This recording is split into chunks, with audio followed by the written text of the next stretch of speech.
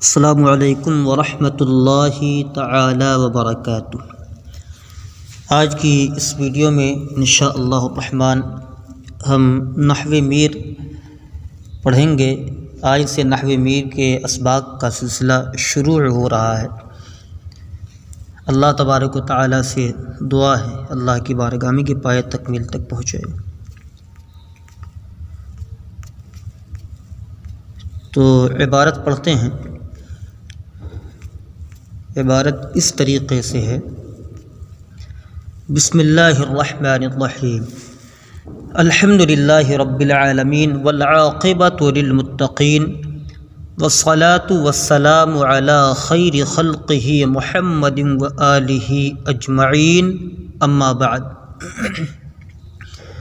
پہلے ہم اس کا ترجمہ کرتے ہیں۔ بسم اللہ الرحمن الرحیم، اللہ کے نام سے شروع جو بہت مہربان رحمت والا ہے۔ الحمد للہ رب العالمین والعاقبۃ للمتقین، سب خوبیاں اللہ کے لیے ہیں جو سارے جہان والوں کا مالک ہے۔ والعاقبۃ للمتقین، اور بھلا انجام، اچھا انجام، اچھی عاقبت پرہیزگاروں کے واسطے ہے، پرہیزگاروں کے لیے ہے۔ والصلاة والسلام علی خیر خلقہ محمد وآلہ اجمعین، اور اللہ کا درود اور سلام نازل ہو اس کی افضل مخلوق محمد صلی اللہ تعالی علیہ وسلم اور آپ کے تمام متبعین پر۔ اما بعد، حمد و صلاۃ کے بعد، بداں ارشدک اللہ تعالی، بداں جان لو کی یا جاننا چاہیے کہ، ارشدک اللہ تعالی، اللہ تبارک و تعالی تمہاری رہنمائی فرمائے۔ ای مختصریست مضبوط در علم نحو کہ مبتدی را بعد از حفظ مفردات لغت و معرفت اشتقاق و ضبط مہمات تصریف بآسانی بکیفیت ترکیب عربی راہ نماید و بزودی در معرفت اعراب و بنا سواد خواندن توانائی دہد بتوفیق اللہ تعالی وعونہ۔ اب اس کا ترجمہ پڑھتے ہیں۔ بداں کی این مختصریت مضبوط در علم نحو کہ یہ جان لو کہ یہ ایک مختصر طوالت سے محفوظ کتاب ہے۔ جاننا چاہیے کہ یہ علم نحو میں ایک مختصر طوالت سے محفوظ کتاب ہے کہ مبتدی را بعد از حفظ مفردات لغت کی ابتدائی طلباء کو لغت کے مفردات یاد کر لینے و معرفت اشتقاق اور اشتقاق کو جان لینے و ضبط مہمات تصریف بآسانی بکیفیت ترکیب عربی راہ نماید، اور علم صرف کے مقاصد کو محفوظ کر لینے کے بعد عربی ترکیب کی کیفیت میں آسانی سے رہنمائی کرتی ہے۔ و بزودی در معرفت اعراب و بنا، اور جلد ہی اعراب و بنا کے جاننے میں سواد خواندن توانائی دہد، اور پڑھنے کے ملکہ میں قوت پہنچائے گی۔ بتوفیق اللہ تعالی وعونہ، اللہ تعالی کی توفیق اور اس کی مدد سے۔ یہاں پر بسم اللہ الرحمن الرحیم آیا ہوگا، ہم اس کی ترکیب پڑھتے ہیں۔ با حرف جار، اسم مضاف، اللہ کلمہ جلالت موصوف، الرحمن صفت مشبہ، اس میں ہوا کہ ضمیر پوشیدہ اس کا فاعل، صفت مشبہ اپنے فاعل سے مل کر شبہ جملہ اسمیہ ہو کر اللہ کلمہ جلالت کی صفت اول۔ الرحیم صفت مشبہ، اس میں ہوا کہ ضمیر پوشیدہ اس کا فاعل، صفت مشبہ اپنے فاعل سے مل کر شبہ جملہ اسمیہ ہو کر اللہ کلمہ جلالت کی صفت ثانی، موصوف اپنی دونوں صفات سے مل کر یہ اسم کا مضاف الیہ، مضاف اپنے مضاف الیہ سے مل کر با جار کا مجرور، جار اپنے مجرور سے مل کر ظرف مستقر ہوا اشرع فعل کا، اشرع فعل مضارع معروف صیغہ واحد متکلم، اس میں انا کی ضمیر مرفوع متصل پوشیدہ اس کا فاعل، فعل اپنے فاعل اور ظرف مستقر سے مل کر جملہ فعلیہ لفظاً خبریہ معناً انشائیہ ہوا۔ یہاں پر ایک چیز ہے، ہم نے پڑھا الحمدللہ رب العالمین، یہاں پر حمد ہے تو حمد کا معنی کیا ہے؟ حمد کہتے کسے ہیں؟ تو حمد کا معنی ہے زبان سے کسی کی خوبی تعظیماً بیان کرنا۔ پھر اس کے بعد ہم نے پڑھا والصلاۃ والسلام علی، تو یہاں صلاۃ کا معنی کیا ہے؟ صلاۃ کہتے کسے ہیں؟ تو صلاۃ کا معنی ہے درود شریف۔ اور اس کے بعد ہم نے پڑھا تھا علی خیر خلقہ محمد و آلہ، تو یہاں پر آل آیا ہے تو آل سے مراد کون لوگ ہیں؟ آل کہتے کسے؟ آل سے مراد کون لوگ ہیں؟ تو آل سے مراد وہ حضرات ہیں جو نبی کریم صلی اللہ تعالیٰ علیہ وسلم کی اتباع کرنے والے ہیں، پیروی کرنے والے ہیں۔ اور یہ کتاب نحو میں تصنیف دی گئی ہے، جس کے مصنف علی ابن محمد ابن علی سید شریف اور سید سند کے ساتھ مشہور ہیں۔ میر سید سند کے ساتھ جو یہ مشہور ہیں۔ تو یہ کتاب نحو کے علم نحو میں تصنیف کی گئی ہے۔ اور نحو کہا کسے جاتا ہے؟ تو نحو کس علم کو کہا جاتا ہے؟ تو نحو اس علم کو کہا جاتا ہے جس علم سے اسم فعل حرف کے اعرابی اور بنائی حالات معلوم ہوں۔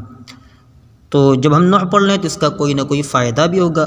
تو اس کا فائدہ یہ ہے کہ عربی کلام میں لفظی غلطی کرنے سے انسان محفوظ رہتا ہے، اور ہر شے کا کوئی نہ کوئی موضوع ہوتا ہے، تو ہر علم کا کوئی نہ کوئی موضوع ہوتا ہے، تو جس کے احوال علم میں بیان کی جائیں اس کو علم کا موضوع کہا جاتا ہے۔ اور علم نحو کا جو موضوع ہے وہ کلمہ اور کلام ہے، انہی دونوں کے احوال نحو میں بیان کیے جاتے ہیں۔ اور یہاں پر ایک چیز آئی ہوئی تھی اشتقاق و معرفت اشتقاق، تو اشتقاق کا معنی کیا ہے؟ اشتقاق کا معنی یہ ہے کہ ایک لفظ کو دوسرے لفظ سے بنانا۔ پھر اس کے بعد آیا تھا مہمات تصریف، تو مہمات سے مراد یہ ہے، مہمات کا معنی ہوتا ہے مقاصد، مہمہ جو ہے اس کا معنی ہوتا ہے مقصد، تو مقاصد۔ اور تصریف جو ہے اس علم کو کہتے ہیں جس سے کلمات کے وزن معلوم ہو، اور حروف کلمات کے غیر اعرابی اور غیر بنائی احوال جیسے اصلی ہونا، زائد ہونا، صحیح ہونا، معطل ہونا، محذوف ہونا وغیرہ۔ اور اس کے بعد پھر جو ہے اب یہاں سے فصل کر رہے ہیں اور شروع کر رہے ہیں۔ بدا کی لفظ مستعمل در سخن عرب بردو قسم است مفرد و مرکب، جاننا چاہیے کہ کلام عرب میں استعمال ہونے والے لفظ دو قسم پر ہیں۔ جاننا چاہیے کہ عرب کی گفتگو میں مستعمل لفظ دو قسم پر ہیں، مفرد و مرکب، مفرد اور مرکب۔ مفرد کی تعریف کر رہے ہیں۔ مفرد لفظ باشد تنہا کی دلالت کند بر یک معنی، کہ مفرد ایسا تنہا لفظ ہے، یا مفرد وہ ایک لفظ ہے جو ایک معنی پر دلالت کرے، وآرا کلمہ گویند، اور اس کو کلمہ بھی کہتے ہیں۔ اب پھر کلمہ جب کہتے ہیں تو کلمہ کی کتنی قسم ہے؟ یہاں پر کلمہ کی تقسیم کر رہے ہیں، وہ کلمہ برسہ قسم است، اور کلمہ 3 قسم پر ہیں۔ اب اس کی تینوں قسموں کی وضاحت کر رہے ہیں کہ کلمہ کی 3 قسمیں ہیں کیا۔ پہلے تو کہا مفرد کی تعریف کی کہ مفرد ایک لفظ ہے جو ایک معنی پر دلالت کرے، پھر اسی مفرد کو کلمہ بھی کہتے ہیں۔ اور اب کلمہ کی انہوں نے 3 قسمیں بتائی، اب ان 3 قسموں کے بارے میں بتانے کو کون کون سی قسمیں ہیں۔ تو یہاں کریں اسم چوں رجل، اسم جیسے رجل بروزن فعل، و فعل چوں ضربا، اور فعل جیسے ضربا، و حرف چوں حل، اور حرف جیسے حل۔ تو یہاں پر انہوں نے بتا دیا کہ کلمہ کی 3 قسم ہیں، اسم، فعل اور حرف، اور تینوں کی مثالیں دے دیں۔ چنا کی در تصریف معلوم شدہ، جیسا کہ علم صرف میں معلوم ہو چکا ہے۔ تو سب سے پہلے انہوں نے کیا کیا تھا؟ انہوں نے تقسیم کی تھی کہ کلام عرب میں استعمال ہونے والے لفظ 2 قسم پر، مفرد اور مرکب۔ تو مفرد کی تعریف کی اور بتایا کہ اس کو کلمہ بھی کہتے ہیں، اور اس کی 3 اقسام بھی نکالی۔ اب یہ تعریف کر رہے ہیں کہ مرکب کسے کہتے ہیں۔ اما مرکب لفظ باشد کی از 2 کلمہ یا بیشتر حاصل شدہ باشد، رہا مرکب وہ ایسا لفظ ہے جو 2 کلموں یا زائد کلموں سے مل کر حاصل ہوا ہو۔ مرکب بردو گوناست، ابھی مرکب کی تعریف کے مرکب کی تقسیم کر رہے ہیں کہ مرکب کی کتنی قسم ہیں، تو بتا رہے مرکب بردو گوناست، مرکب 2 قسم پر ہے، مفید و غیر مفید، مفید اور غیر مفید۔ اب مرکب کی جو دو قسمیں کی تھی اب ان میں سے ہر ایک کی تعریف بھی کر رہے ہیں، تو ان میں سے پہلے مفید کی تعریف کریں گے کہ مفید کہتے کسے ہیں۔ مفید آں است کی چوں قائل برآں سکون سکوت کند سامع را خبر یا طلب معلوم شود، کہ مرکب مفید وہ مرکب ہے کہ جب کہنے والا کہہ کر چپ ہو جائے تو سننے والے کو کوئی خبر یا طلب معلوم ہو۔ وآں را جملہ گویند، اور اس کو جملہ کہتے ہیں، وہ کلام نیز، اور کلام بھی۔ یعنی مرکب مفید کے تین نام ہو چکے، ایک تو مرکب مفید ہے، پھر دوسرا اس کا نام جملہ بھی رکھ دیا گیا، تیسرا کلام، یعنی ایک ہی شے کے تین نام ہو گئے۔ پس جملہ بر دو قسم است، خبریہ و انشائیہ۔ پس جملہ کی دو قسمیں ہیں، جملہ خبریہ اور جملہ انشائیہ۔ اب یہاں سے جملہ کی دو قسمیں کر رہے ہیں کہ جملہ کی دو قسمیں، یعنی مرکب مفید کی دو قسمیں ہیں، اور اسی طریقے سے کلام کی دو قسمیں ہیں۔ پھر آپ فصل کر رہے ہیں کہ بدا کی جملہ خبریہ آں است کی قائل شرا بصدق و کذب صفت تواں کرد۔ جاننا چاہیے کہ جملہ خبریہ وہ جملہ ہے جس کے کہنے والے کو سچ اور جھوٹ کے ساتھ موصوف کیا جا سکے، یعنی جس کے کہنے والے کو سچا یا جھوٹا قرار دیا جا سکے۔ وآں بر دو نوع است، اور وہ دو قسم پر ہے۔ اب جملہ خبریہ کی تعریف کی، اب بتانے کہ یہ دو قسم پر ہے۔ اول آں کی جزو اولش اسم باشد وآں را جملہ اسمیہ گویند۔ اول یہ کہ وہ جملہ خبریہ جس کا پہلا جز اسم ہو اور اس کو جملہ اسمیہ کہتے ہیں۔ اب اس کی مثال دے رہے ہیں، چوں زید عالم، جیسے زید عالم، یعنی زید دانا است، اس کا معنی زید جاننے والا ہے۔ جزو اولش مسند است، زید عالم کے بارے میں بتانے، جزو اولش مسند الیہ است، اس کا پہلا جز مسند الیہ ہے۔ وآں را مبتدا گویند، اور اس کو مبتدا کہتے ہیں۔ و جزو دو مسند است، اور اس کا دوسرا جز مسند ہے۔ وآں را خبر گویند، اور اس کو خبر کہتے ہیں۔ دوم آں کے جزو اولش فعل باشد وآں را جملہ فعلیہ گویند۔ پھر دوسرے کی تعریف کر رہے ہیں کہ دوم وہ جملہ خبریہ جس کا پہلا جز فعل ہو اور اس کو جملہ فعلیہ کہتے ہیں، یعنی جس کا پہلا جز فعل اسے جملہ فعلیہ کہتے ہیں۔ چوں ضربہ زید، جیسے ضربہ زید، زد زید نے مارا، اس کا معنی زید نے مارا۔ جزو اولش مسند است، اس کا پہلا جز مسند ہے۔ وآں را فعل گویند، اور اس کو فعل کہتے ہیں۔ و جزو دو مسند الیہ است، اور اس کا دوسرا جز مسند الیہ ہے۔ وآں را فاعل گویند، اور اس کو فاعل کہتے ہیں۔ تو یہاں پر جو ہے تقسیم کی کہ جملے خبریہ وہ ہے جس کے کہنے والے کو سچا یا جھوٹا کہا جا سکے۔ پھر اس کی دو قسمیں نکالی کہ وہ دو قسم پر اول ہو جس کا پہلا جز اسم ہو تو اس کو جملہ اسمیہ کہتے ہیں، اسے زید عالم، یعنی زید جاننے والا ہے، اور اس تو بتا رہے ہیں کہ اس کا پہلا جز مسند الیہ ہے اور اس کو مبتدا کہتے ہیں، اور اس کا دوسرا جز مسند ہے اور اس کو خبر کہتے ہیں۔ پھر دوسری تقسیم کے تو یہ بتایا کہ جس کا پہلا جز فعل اسے جملہ فعلیہ کہتے ہیں، جیسے ضربہ زید، زید نے مارا، اس کا پہلا جز مسند ہے اور اس کو فعل کہتے ہیں، اور اس کا دوسرا جز مسند الیہ اور اس کو فاعل کہتے ہیں۔ تو یہاں پر جو ہے ایک قائل آیا ہے، قائل، اور ایک تو قائل یہ ہے کیا، قائل کا معنی کیا ہے؟ تو یہاں پر آئے گا قائلش، جس کے کہنے والے کو۔ تو قائل جو ہے یہ قالا یقولو سے اس میں فاعل کا صیغہ ہے، باب نصر ینصر سے اس میں فاعل کا صیغہ ہے۔ اور ایک آیا ہوا ہے عالم، زید عالم، تو عالم جو یہاں پر یہ اس میں فاعل ہے، علیم یعلم باب سمع یسمع سے۔ اور مسند آیا ہوا ایک جگہ، تو مسند اسند یسند اسنادا فهو مسند و اسند یسند اسنادا فهو مسند، اس میں مفعول کا صیغہ ہے۔ تو یہاں پر جو جملہ اسمیہ کی مثال دی گئی ہے زید عالم، یعنی جس کے پہلا جز اسم ہو اس کو جملہ اسمیہ کہتے ہیں، پہلے ہم اس کی ترکیب کرتے ہیں۔ زید کو کہیں گے مبتدا، عالم اس میں فاعل، صیغہ واحد مذکر، اس میں ہوا کی ضمیر مرفوع متصل پوشیدہ اس کا فاعل جو مبتدا کی طرف لوٹ رہی ہے۔ عالم اسم فاعل اپنے فاعل سے مل کر خبر، مبتدا اپنی خبر سے مل کر جملہ اسمیہ خبریہ ہوگا۔ پھر جملہ فعلیہ کی تعریف کی کہ جملہ فعلیہ وہ جس کا پہلا جز فعل ہو، تو یہاں پر جو ہے مثال دی ضرب زید، زید نے مارا، تو اس کی ترکیب اس طریقے سے ہوگی ضرب فعل ماضی معروف صیغہ واحد مذکر غائب، زید فاعل، ضرب فعل اپنے فاعل سے مل کر جملہ فعلیہ خبریہ ہوگا۔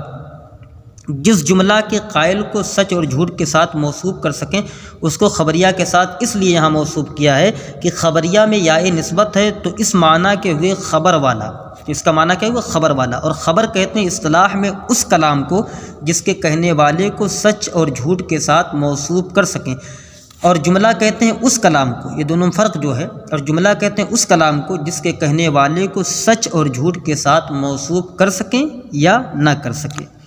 پھر اس کے بعد آگے بدعہ کی فرما رہے، بدعہ کی مسند حکم است و مسند الیہ آنچے برو حکم کنند و اسم مسند و مسند الیہ تواند بود و فعل مسند باشد و مسند الیہ نتواند بود و حرف نہ مسند باشد نہ مسند الیہ۔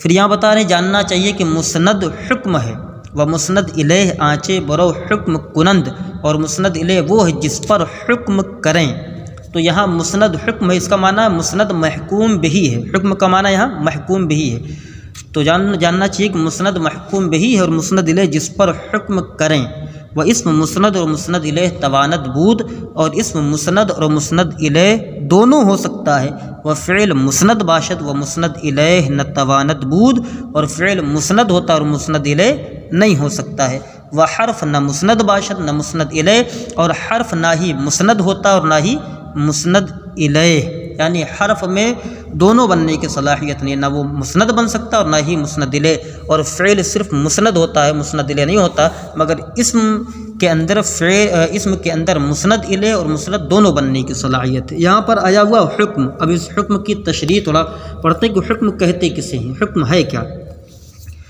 تو کبھی حکم کے معنی اسناد کے آتے ہیں، یعنی ایک چیز کو دوسری چیز کی طرف منسوب کرنا اس طرح کہ سننے والے کو کوئی خبر یا طلب معلوم ہے، جیسے ابھی بیان ہوا زید عالم، تو عالم کو زید کی طرف منسوب کیا اس میں، تو اس سے یہ خبر معلوم ہوئی کہ زید صفت علم کے ساتھ موصوف، یعنی زید کے لیے صفت علم ثابت ہے، زید کو صفت علم کے ساتھ موصوف قرار دے دیا گیا۔ یا ابھی جملہ فعلیہ کی جو مثال دی، جیسے ضرب زید، زید نے مارا، تو یہاں پر ضرب کو زیدن کی جانب منسوب کیا ہے، تو اس سے زید کے مارنے کی خبر معلوم ہوئی۔ اور جب کسی نے اس طریقے مثال سمجھیے، جب کسی نے کسی سے کہا اضرب، جس کا اردو میں ترجمہ ہوتا مار، تو اس نے مارنے کی طلب مفہوم ہوئی، یعنی جو اس نے کہا اضرب، تو اس سے کیا طلب ہو رہی؟ مارنے کی طلب، کہ میں اس سے چاہ رہا ہوں کہ یہ مجھے مارے، مفہوم۔ تو کہنے والا اپنے مخاطب سے ضرب طلب کرتا ہے، اس سے منسوب کرنے والے کو نسبت بھی کہتے ہیں، تو حکم جو ہے اسناد بھی ہوا اور نسبت بھی ہوا، یعنی حکم کو اسناد بھی کہتے ہیں اور نسبت بھی کہتے ہیں، تینوں کے معنی ایک ہی ہیں۔ اور جو یہاں پر آئے مسند الیہ آنچے برو حکم کنند، مسند وہ الیہ وہ جس پر حکم کریں، تو اس میں حکم کے یہی معنی ہے، اور اس کا مطلب یہ ہے کہ مسند الیہ وہ ہے جس کی طرف کسی چیز کو منسوب کریں اس طرح کہ سننے والے کو کوئی خبر یا طلب معلوم ہو، کیونکہ مسند الیہ پر کسی چیز کا حکم ہوتا ہے، اس لیے مسند الیہ کو محکوم علیہ بھی کہتے ہیں۔ اور اس کا دوسرا فرق یہ ہے کہ کبھی حکم کے معنی محکوم بھی آتے ہیں، جیسے کہ ابھی یہاں کہا گیا مسند حکم است، تو اس سے کیا مراد ہے؟ محکوم بھی ہی مراد ہے، اس لیے کہ کہا مسند حکم است، ظاہر سی بات مسند حکم ہوتا ہے، تو اس سے محکوم بھی مراد ہے۔ اور مقصود یہ کہ مسند وہ ہے جس کے ساتھ حکم کیا جائے، یعنی جس کو کسی چیز کی طرف منسوب کریں اس طرح کہ سننے والے کو اس سے کوئی خبر یا طلب معلوم ہو۔ اور کبھی حکم جو ہے جملہ خبریہ کو بھی کہتے ہیں، یعنی حکم کا جو یہ اطلاق ہوتا ہے، کبھی جملے خبریہ پر بھی حکم کا اطلاق ہوتا ہے۔